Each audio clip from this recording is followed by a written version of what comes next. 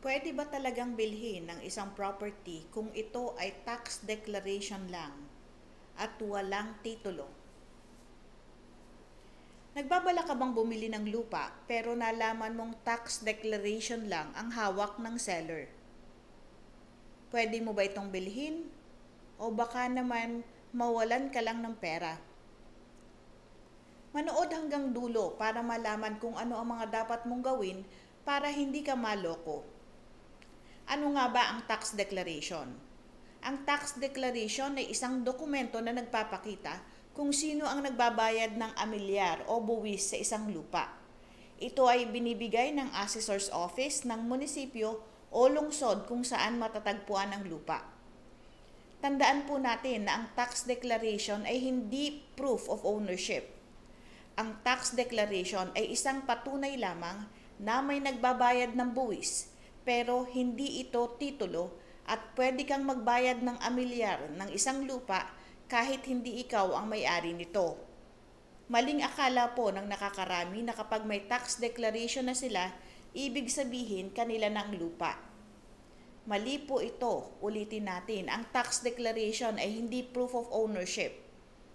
Ang tanong po ng nakakarami, pwede bang bumili ng lupa na tax declaration lang ang meron ng nagbebenta?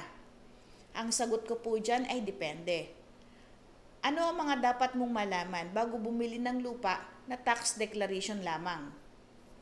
Una pong dapat nyong malaman, bakit wala pang titulo ang lupa? Pangalawa, pwede ba itong ipatitulo sa pangalan mo? Pangatlo, may ibang tao bang nagkiklaim ng lupa na ito? At pang-apat, kung may pending case ang nabanggit ng lupa na ibinebenta. Kung hindi mo muna i-check ang mga ito o ang mga katanungang aking nasabi, delikado ang pagbili mo. Tandaan niyo po na dapat ay huwag bumili ng lupa nang walang titulo. Siguraduhin legal ang transaction para hindi ka magsisi. Kung talagang gusto mong bilhin ang lupa at tax declaration lang ang hawak ng nagbebenta nito, may 3 paraan para maprotektahan ang iyong sarili. Una, siguraduhin na pwedeng ipatitulo ang lupa.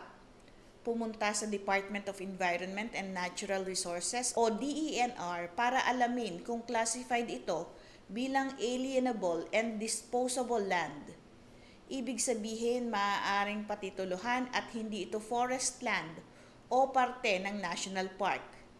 Dapat ay may actual, open at continuous possession ng lupa at matagal nang nagbabayad ng real property tax. Ipasurvey din ang lupa para matiyak ang tamang sukat at lokasyon nito.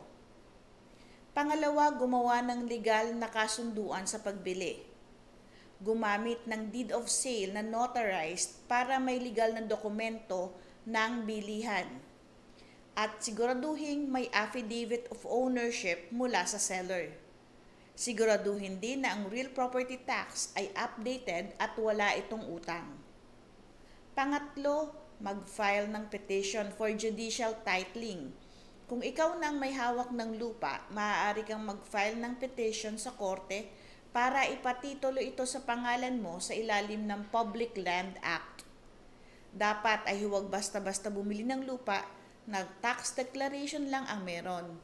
I-check muna kung ito ay pwedeng ipatitulo. Ayon sa kaso ng Ibangcuel versus Asierto, a tax declaration does not prove ownership but merely serves as an indicium of possession in the concept of ownership. Ang tax receipt ay hindi itinuturing na patunay ng pagmamay-ari o karapatan sa pag-aari ng lupa kung walang iba pang matibay na ebidensya.